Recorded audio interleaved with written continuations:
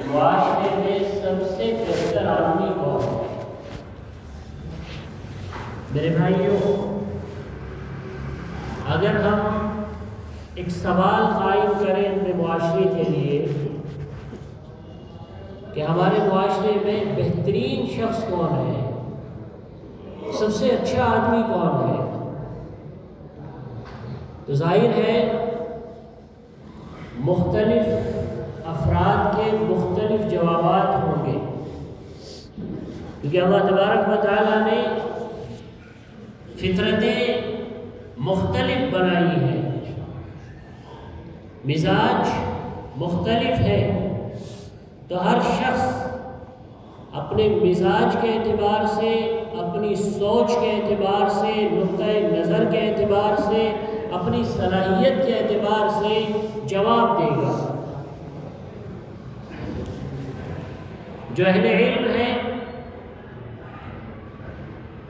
ارباب دانش ہیں، جب ان کے سامنے یہ سوال ہوگا کہ یہ بتائیے معاشرے کا سب سے بہتر شخص کون ہے، بہترین آدمی کون ہے، تو ان کا جواب یہی ہو سکتا ہے کہ معاشرے کا سب سے بہتر آدمی وہ ہے جس نے سب سے زیادہ علم حاصل کیا ہو اور جس نے حصول علم میں تمام تر مشکلات کا سامنا رہا ہو، صعوبتیں برداشت کی ہوں، اور اس نے رکاوٹوں کی، پریشانیوں کی اور صعوبتوں کی پرواہ نہ کرتے ہوئے علم حاصل کیا ہو اور تحصیل علم میں بڑھتا ہی چلا گیا ہو، وہ شخص معاشرے کا سب سے بہتر انسان ہے، سب سے اچھا آدمی ہے۔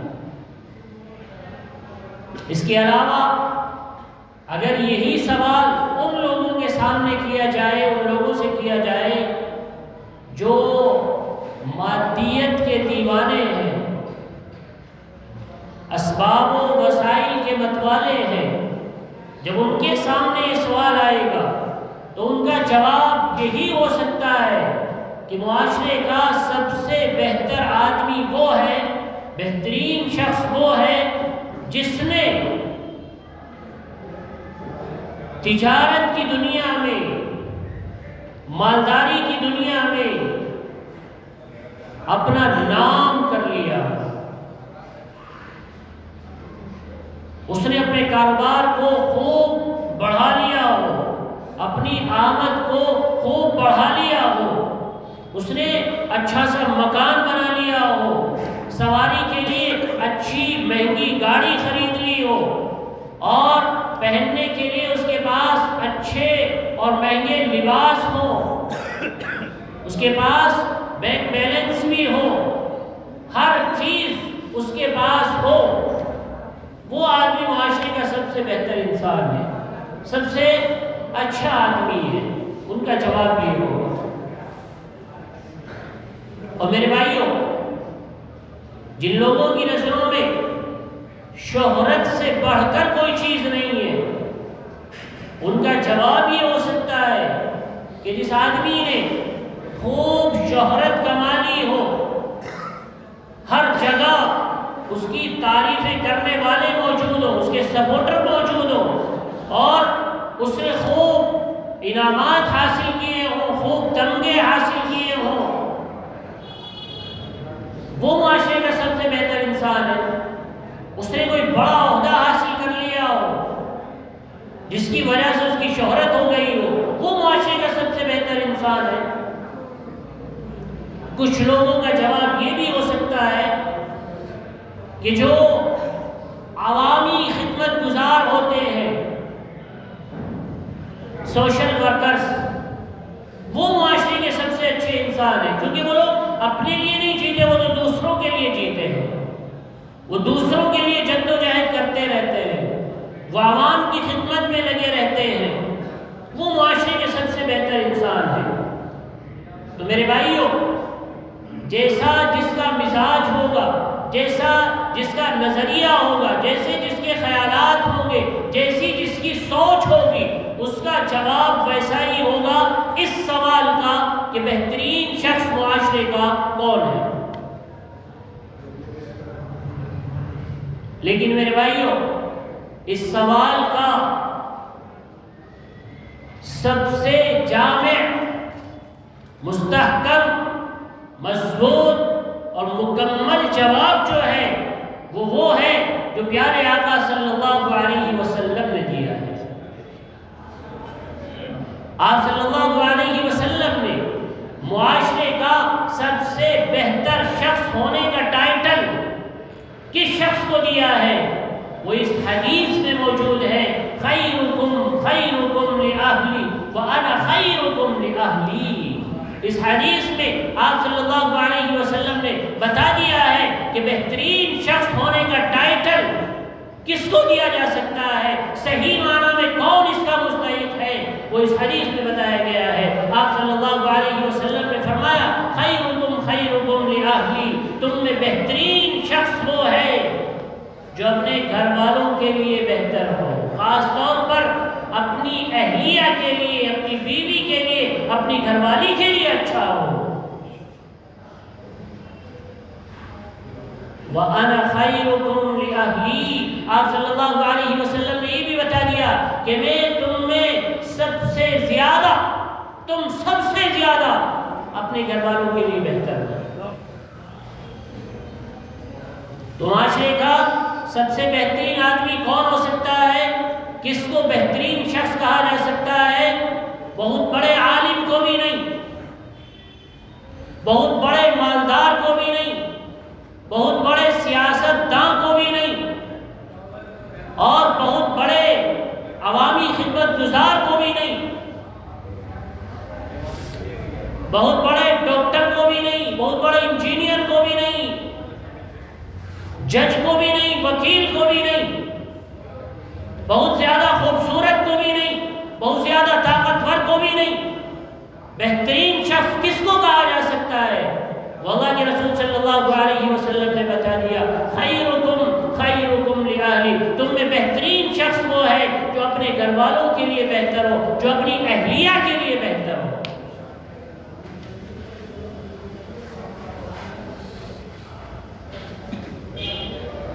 دراصل بیوی کے ساتھ انسان کا سلوک، کسی بھی شخص کا اس کی اہلیہ کے ساتھ جو سلوک ہوتا ہے وہ ایک ایسا آئینہ ہوتا ہے جس میں انسان کی اصل تصویر نظر آ جاتی ہے۔ دوسروں کے ساتھ وہ اچھا بن کر رہ سکتا ہے، نفاق کے ساتھ بھی رہ سکتا ہے کہ ظاہر میں کچھ ہے، دل میں کچھ ہے، لیکن بیوی کے ساتھ اس کی جو اصل فطرت ہے، اس کی جو اصل عادت ہے، بیوی کے ساتھ سلوک میں وہ سامنے آ ہی جاتی ہے، اصل تصویر اس کے سامنے آ ہی جاتی ہے۔ اصل میں کیا ہے؟ وجہ یہ ہے کہ انسان اپنی بہادری کے، اپنی جواں مردی کے جوہر ان لوگوں کو دکھانا پسند کرتا ہے جو کمزور ہو۔ سامنے اگر طاقتور ہو تو یہ خود ہی بھیگی بلی بن جاتا ہے، اس کی ساری بہادری دھری کی دھری رہ جاتی ہے اور ہاتھ پیر جوڑنے کے لیے تیار ہو جاتا ہے جب اس کو لگتا ہے کہ سامنے تو باپ ہے، اور اگر سامنے کمزور ہو تو پھر یہ پورا شیر بن کر کھڑا ہو جاتا ہے۔ دوسرے لوگ اس کی خوشامد بھی کریں، ارے بھائی رہنے دے، جانے دے یار، چھوڑ دے، کوئی بات نہیں، غلطی ہو گئی، ارے کیسے ہو گیا، نہیں، وہ پیچھے ہٹنے کے لیے تیار نہیں ہوتا، اس کو پتا سامنے کمزور ہے۔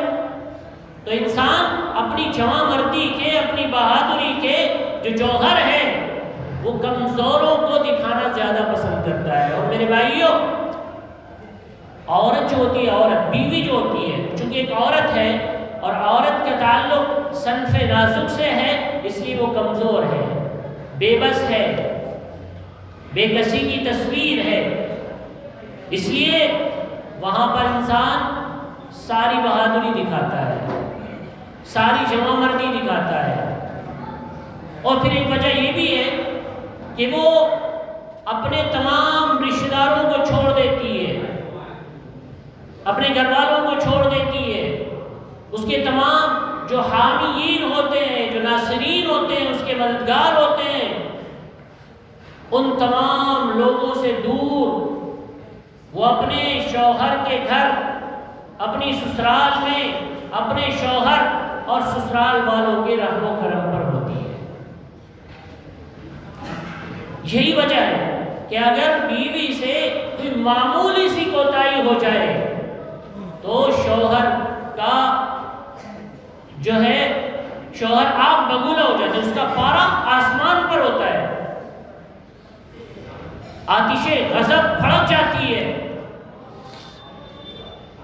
معمولی غلطی پر ڈانٹ ڈپٹ کرنا شروع کر دیتا ہے، ڈرانا دھمکانا شروع کر دیتا ہے، مار پیٹ شروع کر دیتا ہے۔ میرے بھائیوں، یہ ایک حقیقت ہے کہ مذہب اسلام میں عورت کو معاشرتی اعتبار سے جو عزت دی ہے، جو احترام دیا ہے اور جو وسیع تر حقوق دیے ہیں، مغرب ایک طویل جد و جہد کے باوجود بھی اس کے قریب تک بھی نہیں پہنچ سکا ہے۔ جو حقوق مذہب اسلام نے دیے ہیں عورت کو، جو عزت دی ہے، جو احترام دیا ہے، وہ کسی مذہب میں آپ کو نہیں مل سکتا۔ مغرب والوں نے پورا زور لگایا اور خوب شور مچایا، واویلا کیا، مذہب اسلام میں عورت پر ظلم ہے، عورت کو یوں قید کر کے رکھا جاتا ہے، یہ پردہ جو ہے یہ عورت کے اوپر ظلم ہے، یہ اس کی آزادی کے خلاف ہے۔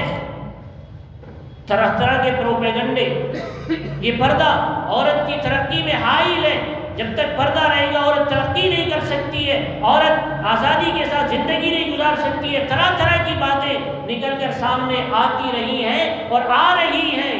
آج بھی آپ دیکھیں، اپنے ملک کے اندر دیکھیں، بہت ساری یونیورسٹیاں، بہت سارے کالجز ایسے ہیں جنہوں نے پردے پر بین کیا ہوا ہے، پابندی لگا دی ہے۔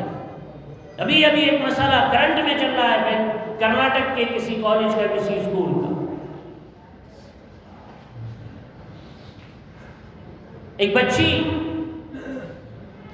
ایک کیرلا کا واقعہ سامنے آیا ہے، اس بچی نے درخواست کی کہ میں حجاب میں اور آستین والے کپڑوں میں، یعنی آستین اس کی پوری ہو، ان میں آ سکتی ہوں، تو منع کر دیا گیا۔ وہ عدالت بھی گئی لیکن عدالت نے بھی منع کر دیا۔ تو بہرحال جو حقوق، جو آزادی، جو عزت، جو احترام عورت کو مذہب اسلام نے دیا ہے، وہ کسی مذہب نے نہیں دیا ہے۔ اور مغرب اپنی پوری کوشش اور جد و جہد کے باوجود آج تک اس حقیقت کو مٹا نہیں سکا ہے، اس کی اہمیت کو کم نہیں کر سکا ہے۔ لیکن میرے بھائیوں، یہ بات اپنی جگہ حقیقت ہے، مسلم ہے، اس کو سب تسلیم کرتے ہیں کہ مذہب اسلام نے عورت کو عزت دی ہے، احترام دیا ہے، حقوق دیے ہیں۔ لیکن کیا ہمارے معاشرے کے اندر عورت کو اللہ تبارک و تعالیٰ کی عطا کردہ حقوق مل رہے ہیں یا ان کے حقوق پامال کیے جا رہے ہیں؟ یہ ایک سوال ہے۔ جو حقوق اللہ نے ایک عورت کو دیے ہیں، جو عزت دی ہے، جو احترام دیا ہے، کیا ہمارے معاشرے میں، ہمارے گھروں میں عورت کو وہی عزت دی جا رہی ہے، وہی احترام دیا جا رہا ہے اور اس کے تمام حقوق کو ادا کیا جا رہا ہے؟ میرے بھائیو، اس کا جواب پورے معاشرے کے اعتبار سے نفی میں ہی ہو سکتا ہے، اس بات میں نہیں ہو سکتا ہے۔ وہ حقوق عورت کو مل ہی نہیں رہے ہیں، وہ عزت مل ہی نہیں رہی ہے، وہ احترام مل ہی نہیں رہا ہے جس کی وہ مستحق ہے، الا ماشاءاللہ کچھ گھر،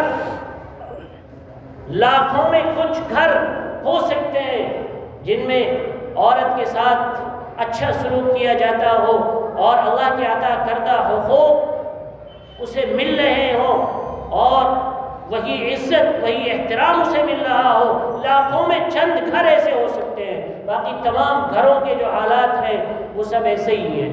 جس طرح دوسرے مذاہب کی عورتوں کا حال ہے، وہی آج ہماری عورتوں کا بھی حال ہے۔ جس طرح دوسرے مذاہب کی عورتوں پر تشدد کیا جا رہا ہے، وہ گھریلو تشدد کا شکار ہے، اسی طرح آج مسلمان عورتیں بھی گھریلو تشدد کا شکار ہیں اور مظلومیت ان کا مقدر بنی ہوئی ہے۔ میرے بھائیوں، اللہ کے رسول صلی اللہ علیہ وسلم نے ایک معیار قائم کیا ہے انسان کے اچھا ہونے کا، بہتر ہونے کا، کہ تم میں بہترین شخص وہ ہے جو اپنے گھر والوں کے لیے اچھا ہو، جو اپنی زوجہ کے لیے، اپنی بیوی کے لیے بہتر ہو، اچھا ہو، وہ اچھا ہے۔ اور یہی نہیں، اگر ہم سیرت کا مطالعہ کریں، ہم پیغمبر علیہ السلام کی مبارک زندگی کا جائزہ لیں تو میرے بھائیوں یہ اندازہ ہو جائے گا اور یہ سامنے آ جائے گا کہ اللہ کے رسول صلی اللہ علیہ وسلم نے اس حوالے سے بھی بیوی کے ساتھ کیسا سلوک ہونا چاہیے، پیغمبر علیہ السلام نے اس حوالے سے بھی پوری انسانیت کے لیے ایک مثالی نمونہ قائم کیا ہے، جس کا کہیں کوئی جواب ہی نہیں۔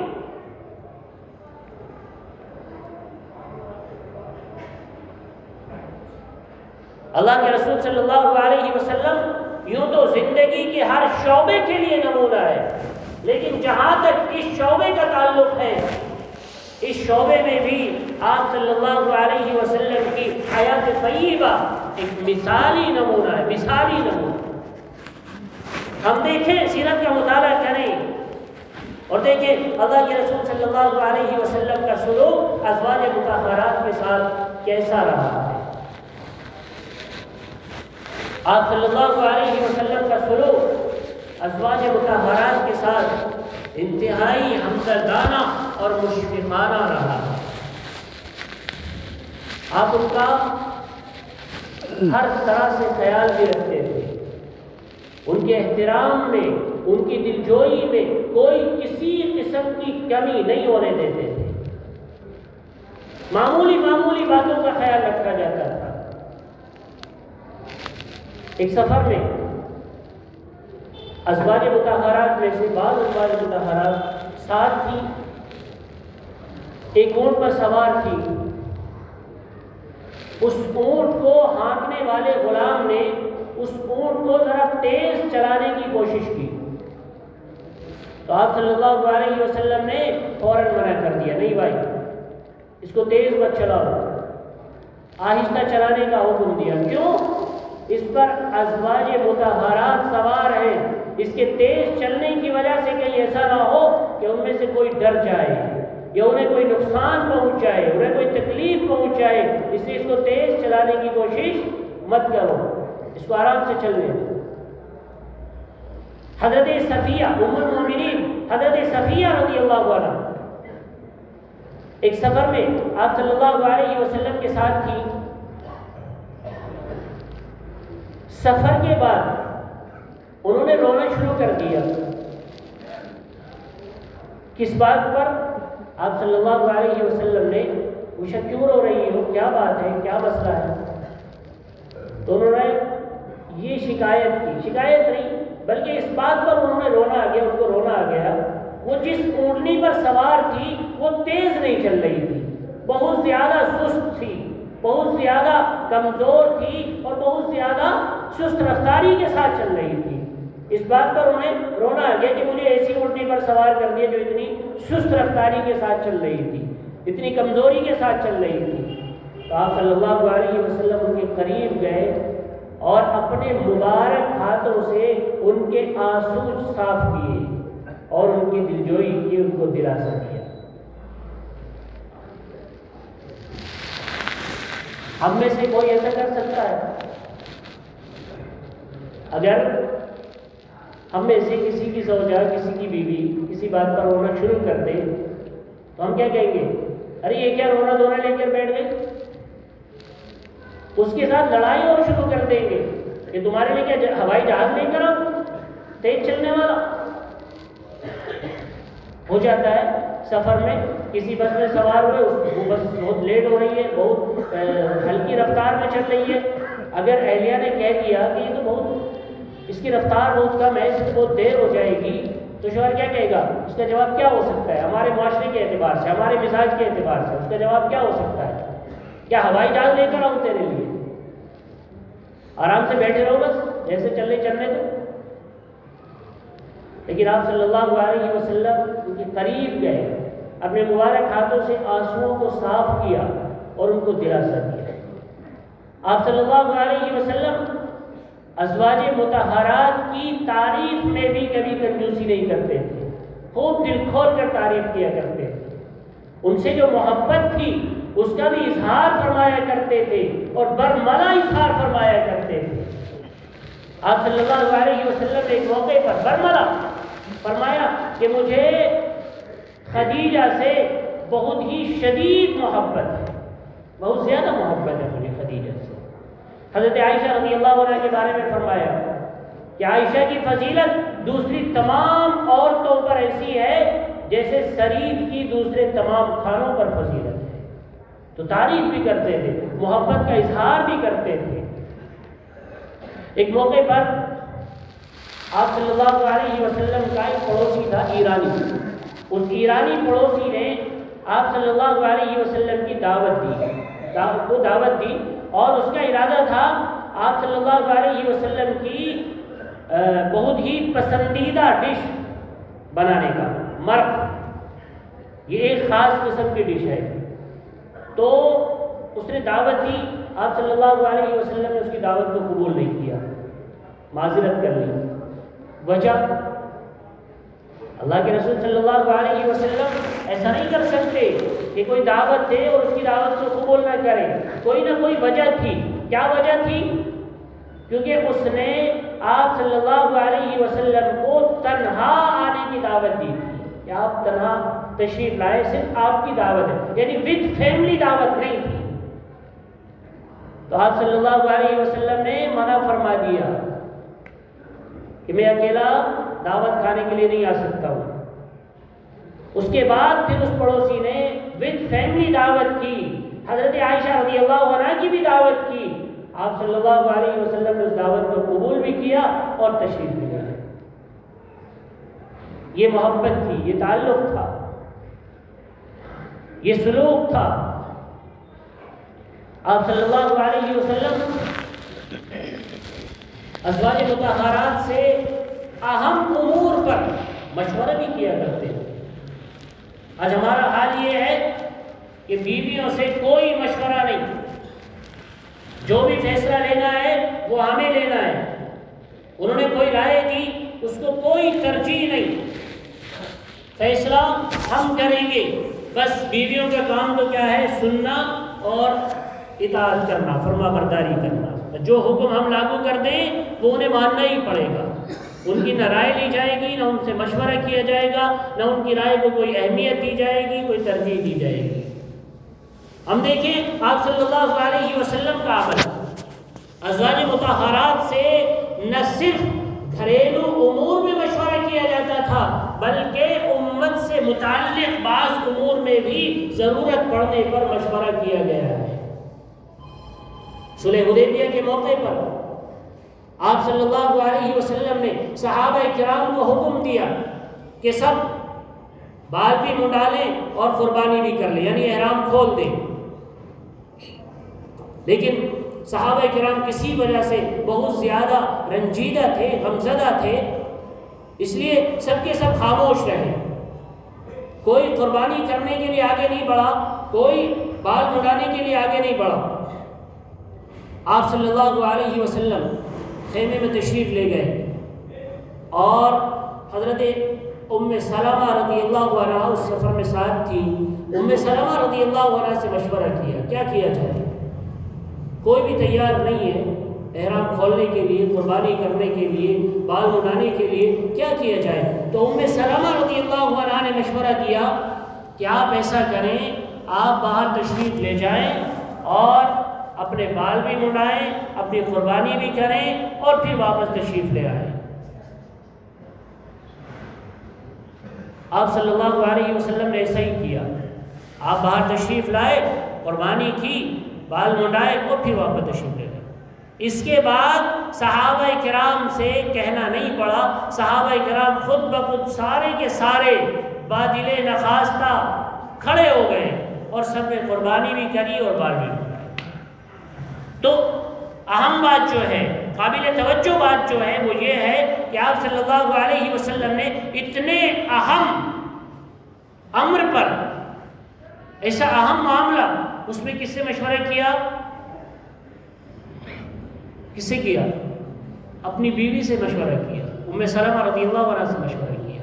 اور نہ صرف مشورہ کیا، نہ صرف رائے مانگی، بلکہ ان کی رائے کو، ان کے مشورے کو ترجیح بھی دی، اس پر عمل بھی کیا.